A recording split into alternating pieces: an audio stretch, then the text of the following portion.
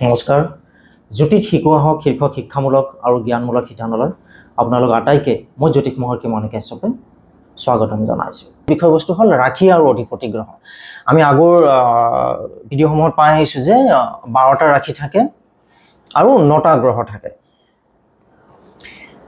গতিকে এই 12টা ৰাশিৰ প্ৰতিটো ৰাশিৰে এটা অধিপতি গ্ৰহ এটা চিহ্নিত কৰা হৈছে। পৰৱৰ্তী সময়ত যেতিয়া আমি জ্যোতিষীয় বিশ্লেষণলৈ যাম তেতিয়া এটা খুব গুৰুত্বপূৰ্ণ এটা বিষয় হৈ পৰে এইটো। গতিকে ইয়াৰ ধ্যান আৰু ধাৰণা আপোনালোকে সম্পূৰ্ণৰূপে স্পষ্ট কৰি ল'ব। গতিকে 9টা গ্ৰহ 12টা ৰাশিৰ অধিপতি হিচাপে আছে। ৰবি আৰু চন্দ্ৰক বাদ দি প্ৰতিটো গ্ৰহৰ কাৰণে দুটাকৈ ৰাশি চিহ্নিত কৰা হৈছে।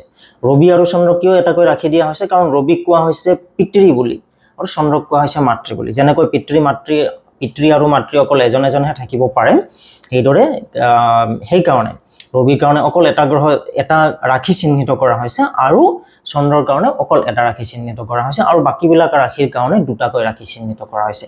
যিকি নহওক বাৰু আমি আৰম্ভ কৰিছোঁ মেঘ ৰাশিৰ পৰা। ৰাশি চক্ৰৰ প্ৰথম ৰাশি মেঘৰ পৰা।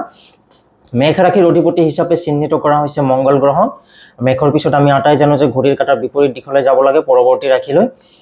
বৃষ ৰাশিলৈ গৈছোঁ। বৃষ ৰাশিৰ অধিপতি হিচাপে চিহ্নিত কৰা হৈছে শুক্ৰ গ্ৰহ। তাৰপিছত মিথুন ৰাশিলৈ। মিথুন ৰাশিৰ অধিপতি গ্ৰহ হিচাপে চিহ্নিত কৰা হৈছে বুধ গ্ৰহ। কৰ্কট ৰাশিৰ অধিপতি হিচাপে চিহ্নিত কৰা হৈছে চন্দ্ৰ। সিংহ ৰাশিৰ অধিপতি হিচাপে চিহ্নিত কৰা হৈছে ৰবি। কন্যা ৰাশিৰ অধিপতি হিচাপে চিহ্নিত কৰা হৈছে বুধ আৰু তুলা ৰাশিৰ অধিপতি হিচাপে চিহ্নিত কৰা হৈছে শুক্ৰ গ্ৰহ। বৃশ্চিক ৰাশিৰ অধিপতি হিচাপে চিহ্নিত কৰা হৈছে মংগল গ্ৰহ।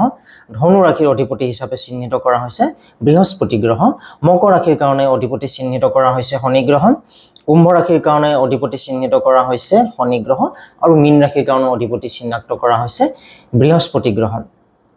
আমি এইদৰে যেতিয়া আমি পৰৱৰ্তী পৰ্যায়ত আপোনালোকক জ্যোতিষীয় বিশ্লেষণলৈ যাম তেতিয়া আমি স্বগৃহ বুলি কোৱা হয় যে মংগল গ্ৰহৰ কাৰণে স্বগৃহ কোন হয়। মংগল গ্ৰহৰ কাৰণে স্বগৃহ হ'ব মেঘ ৰাশি আৰু বৃশ্চিক ৰাশি। সেইদৰে শুক্ৰ গ্ৰহৰ কাৰণে স্বগৃহ বা নিজৰ ঘৰ বুলি কোৱা হয়।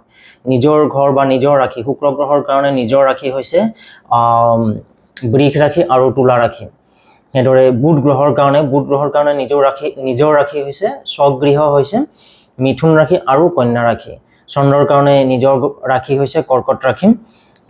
ৰবিৰ কাৰণে নিজৰ ৰাশি হৈছে সিংহ ৰাশি আৰু সেইদৰে বৃহস্পতি গ্ৰহৰ কাৰণে নিজৰ ৰাশি হৈছে ধনু ৰাশি আৰু মীন ৰাশি আৰু শনি গ্ৰহৰ কাৰণে নিজৰ ৰাশি হৈছে মকৰ ৰাশি আৰু কুম্ভ ৰাশি।